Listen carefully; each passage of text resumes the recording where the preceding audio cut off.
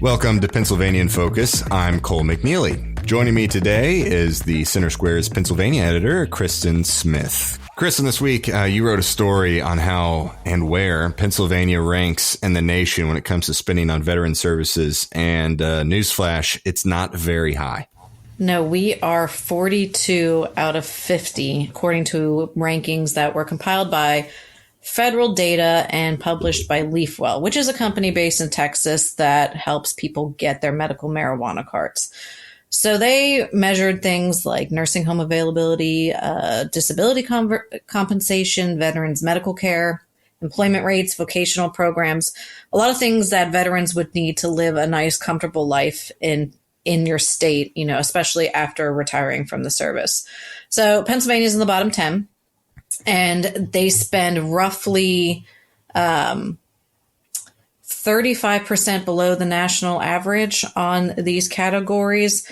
Only 1,071 residents per 100,000 receive disability compensation at all. So they're in company with New Jersey and New York, which are the two worst. Top 5 are Alaska, West Virginia, Wyoming, Hawaii, and Virginia. So in those states, they spend a lot more money on all of those areas and basically make it a better place to live. Now, Pennsylvania has this ongoing crisis of keeping people in the state and attracting other people to the state. Where this ties in with veterans is fascinating because we have one of the largest National Guards in the country. So there's a very strong military population here. And yet it looks like, according to this study, we're not doing enough to keep them here. And really, this is a national problem that is impacting the state. And I say national problem, but obviously veteran affairs is something that occurs across the board. So Pennsylvania was ranked 42nd in the nation. New Jersey, New York, Northeast states at the bottom, as you said, 49 and 50. Is there something being done? Is there at least talk to address this? This doesn't seem like a hot button political issue per se. Obviously, if anybody has paid attention to Pennsylvania politics here in recent months, there's been a lot of controversy surrounding certain policy decisions. Taking care of veterans doesn't seem like it'll bring out the same vitriol and the same drama, for lack of a better word, that some of these other policy kind of decisions or challenges have brought out in the state. So is there movement on this to some degree? Do they look at this number and take action? Or is this just a ranking that's going to fall on a desk of some aide? You're correct. Veterans issues are something that cross the aisle as far as importance in our legislature. We have 2 very active committees in the House and the Senate that look at these issues. And it's interesting that you tie the federal government into it because nothing happens in a vacuum. And our state lawmakers are entirely aware that dealing with veterans issues is not just making sure that they have access to nursing homes or vocational programs. There's really a holistic approach that has to take place. We spoke with Representative Jared Solomon, who chairs the House Veterans Affairs and Emergency Preparedness Committee. And he clarified that he hasn't read this study in depth, but he's not necessarily surprised by the number. And he agrees there's always more that Pennsylvania could do. Some of the things that his committee wants to do and is looking at are things like upping disability allowances for specific groups of disabled veterans, those with amputations or blindness.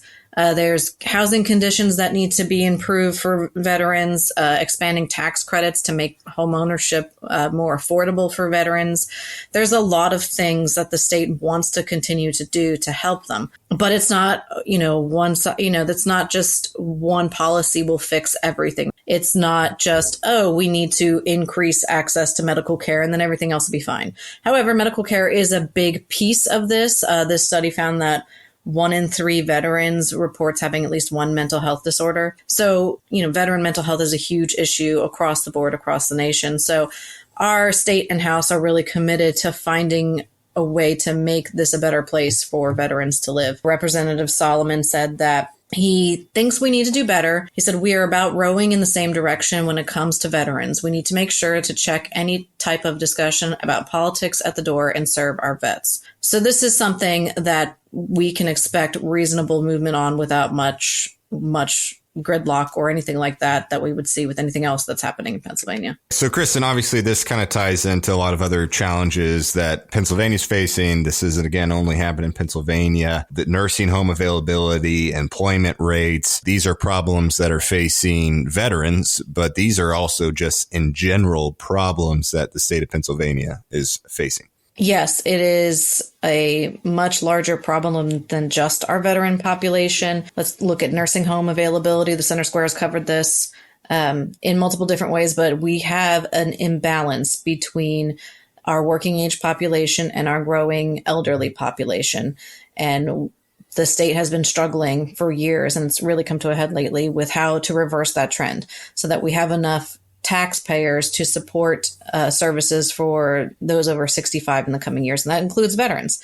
We also really want to boost our vocational and rehabilitation programs and just career opportunities in general in Pennsylvania, ones that pay good money, that encourage people to stay here. So when they talk about holistic approaches from a veteran's perspective, these are some of the things that they also mean. Let's take care of the veterans that are still in uniform, as well as the ones who've taken it off and moved on with their lives, but still need that care and that support. This is where the state is coming in to say, we need to address this in a holistic way. I did see at the Center Square, our colleague Anthony Hennon did write a story about even kind of the workforce specifically in the state of Pennsylvania, because the state skews older, that trying to compensate for the costs of just an aging population is challenging because we don't have the workers in the state to really support it. So much larger problem than veteran affairs happening in the state of Pennsylvania. Listeners, you can keep up with all this and more at thecentersquare.com. For Kristen Smith, this is Cole McNeely. Please subscribe and thank you for listening.